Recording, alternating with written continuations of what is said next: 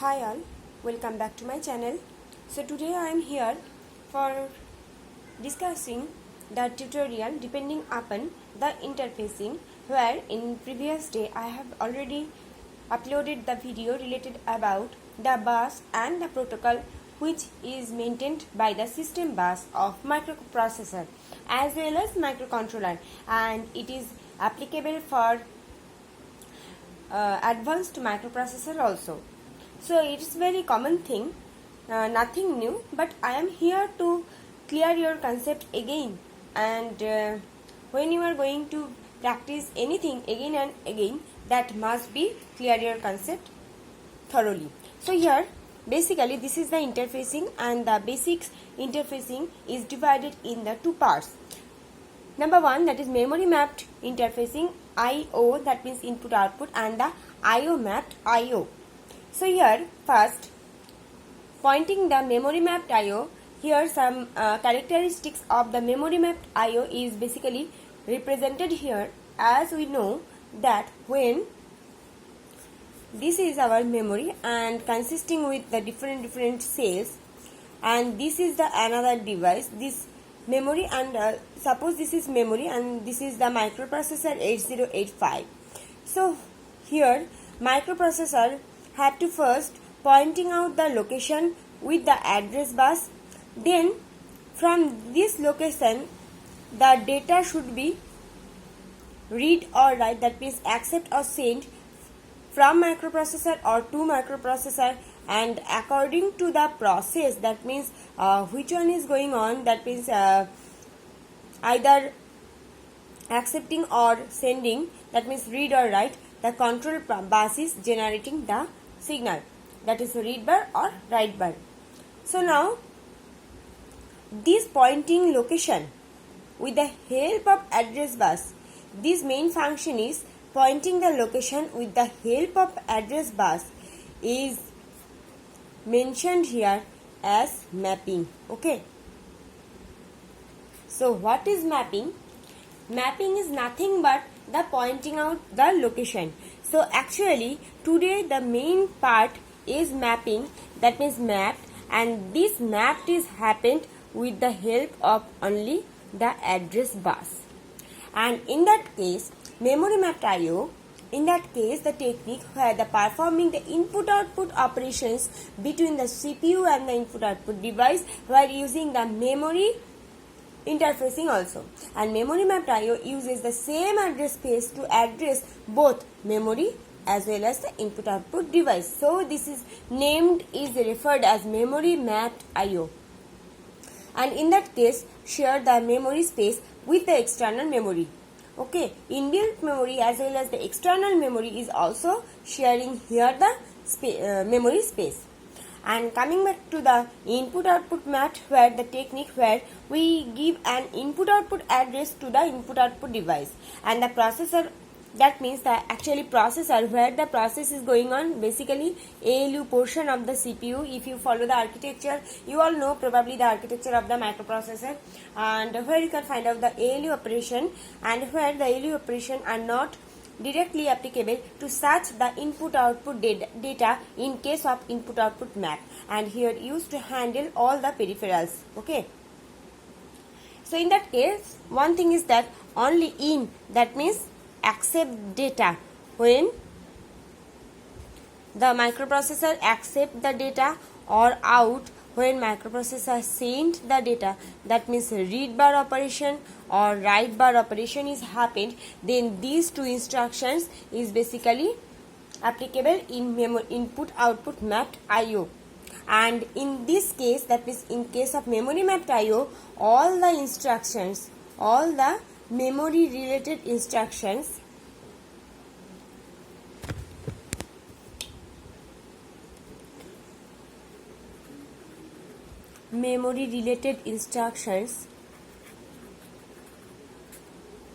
are performed here. In that case, one thing is that when I will discuss the instructions of microprocessor, then I will clarify the both.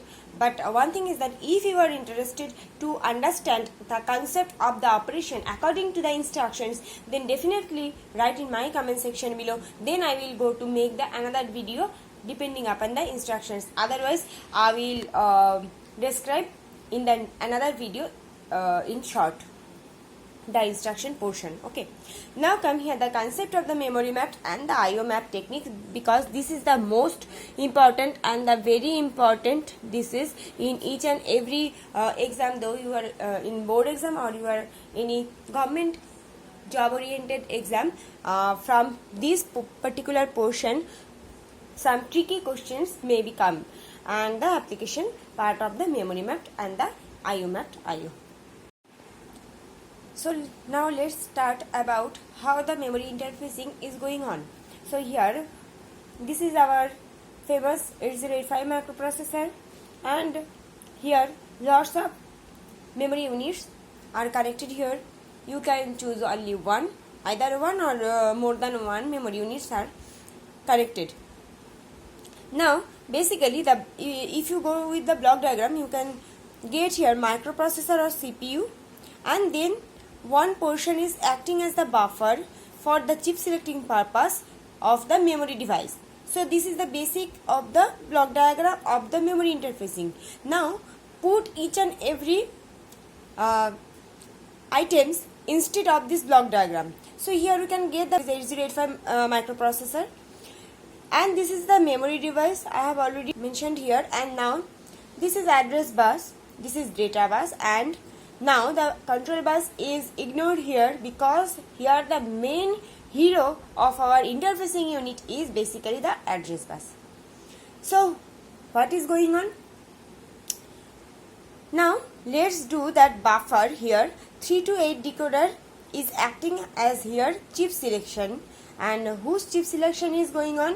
The chip selection of each and every ROM is maintained using this buffer. Okay, instead of 3 to 8 decoder, you can also use NAND gate also. So then logic is going according to the NAND gate logic, and you can choose the memory interfacing according to the logic of the NAND gate. But here I am using the 3 to 8 decoder unit. Now what happened? That basics of the 3 to 8 decoder unit, if you know that, where we can get the 3 input and the 8 output. So Y0 to Y7 represented here as 8 output, and ABC here acting as the 3 input. Okay. Now here A0 to A12 and A13, 14, 15, those are address bus of the 16-bit address bus of microprocessor. In that case, A0 to A15, at first we have to divide it depending upon the EPROM capacity.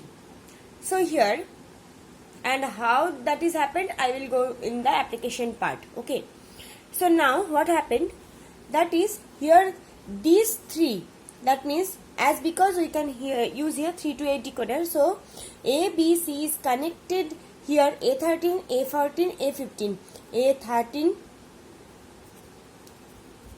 A14, A15 of the address bus, and the rest A0 to A12 are reserved. Okay, now what happened? According to the Boolean algebra, we have to put here the value, because 0 0 0 0 0 1 0 1 0 0 1 1 1 0 0 1 0 1 1 1 0 and 1 1 1. You all know that represent here. This is 0 1 2 3 4 5 6 and 7. Okay, now when the value is 0 0 0, that means this 0 0 0 of A, B, C is all 0, then the output of Y0 is activated. Output, that means first output Y0 is activated, and Y0 is connecting with the EPROM, first EPROM. So when we put here 0 0 0, that means A, B, C are low, then the first that means Y0 of the output of this buffer unit or chip selection unit or this 3 to 8 decoder is activated to active this EPROM. Either another EPROMs are in the reserved condition. So here using the black ink Y0 EPROM 0. Okay, now come here this bit, that means 001, that represent here 1. So when this value is 00, that means 001, 001, that means Y1. According to this Boolean algebra, according to this binary value, we have to put here the 0 value, and that represented here, or that enable the output of that particular number output, and that output is connected to those EPROM. They are activated at that time. And here, as we have selected here the 4, the remaining this portion are not applicable. Here disable condition. If you take here the another 4, then they are connected with this 4. Okay, now come here the application mode, and where we have to go to see the how the chip selection will be happened. So now let's start the applications where you can clear your doubt about the interfacing technique and how the address range is generated in case of memory mapped interfacing. So now let's start it here. That 8-bit microprocessor, that is 8085, capable of addressing a 64 KB cross 8. So 64 KB cross 8, that means multiplication 8-bit EPROM. This is basically represented the capacity of EPROM. Okay, what is the address range of this particular memory interfacing? So you have to generate the address range, and from where the microprocessor and EPROM should be pointing out, or mapping will be happened through the address range, and the remaining addresses that are responsible to select the chip EPROM.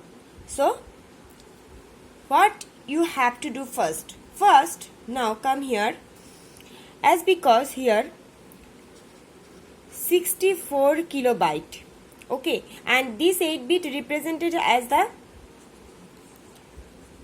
data bus of EPROM, which is not important part here, but main important is 64 kilobyte. So we know that 1 kilobyte equals to 2 to the power 10. So what happened here? 64, that means 2 to the power 6. For 64, 2 to the power 6 into, that means 64 into 1 kilobyte we can write here. So we can write here 2 to the power 6 into 2 to the power 10. Okay, so we can get here 2 to the power 16. So here, as we know that in case of capacity is represented as 2 to the power n. So this is the actually formula. So here, from this formula we can point that 16-bit address bus. So in that case, in this particular case, microprocessor which has also A0 to A15, total address bus is going to connected with the A0 to A15 of the EPROM. Okay, and here chip selection is happened using some NAND gate. Okay, now let's go with this question, that is 8-bit microprocessor capable of addressing 8 kilobyte into 8 bit RAM. So what is the address range of this particular memory interfacing?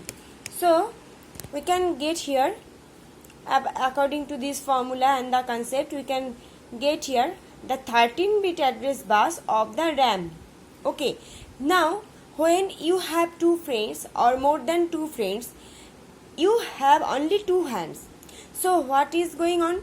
You can hold only the two friends' hand with your hand. So with your left hand you can get one friend, and with your right hand you also get another friend. But if there is more than two friends, they are separated there, and in that case, what is going on? In that case, in case of microprocessor which has the 16-bit, from this 16-bit address only the 13-bit is connecting or directly connecting with the 13 of this particular address bus of the RAM, but remaining bits, that means the remaining 3 bits are reserved for the chip selection purpose.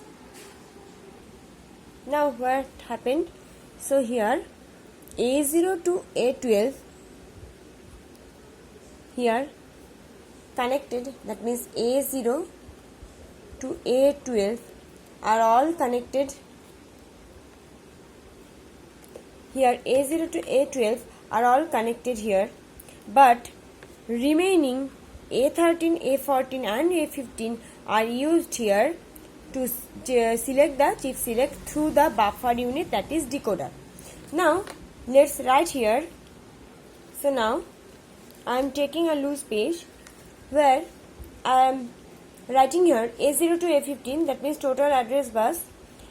From these address bus A0 to A12 are connected to each other, and where we have to put the initial address to final address, that means 0000, all are 0 because that represented here the 00 hexadecimal. This is the, in case of hexadecimal, this is also the initial address in each and every ICs. And now in case of final address, we have to write here all 1, isn't it? What happened? In each cases, there is also different stages. In case of different values must be in different address line, because when then it will come 000, last MSB part is 1, then the 1 should be shifted in each and every buses. But in each stages, these portions remaining same because they are using here to select the IC. And in that case, suppose Y5, okay, that means the or output 5 is connected with the RAM chip selection. So Y5, that means we have to put here the binary value which represented the number 5. So what is that?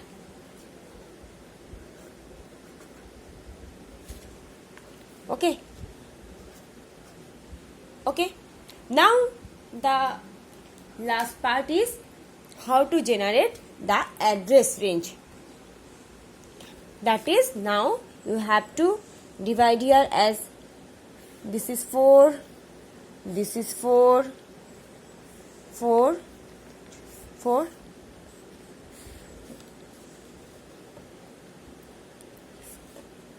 This is 4. Initial address of this RAM is A000 hexadecimal, and the final address should be B111 hexadecimal. This is our answer. So if you have any question, any queries, write in the comment section, because this is definitely a part from where lots of tricky questions will be arise. Okay, so next day I will come here with a lots of examples that should be clear your ideas, and also the IO interfacing technique. So that's all for today. Hope this will be helpful to you. If you like, then like, share and comment in my comment section below, and subscribe my channel to be part of the Udita's classroom. Thanks for watching guys. Take care. Goodbye.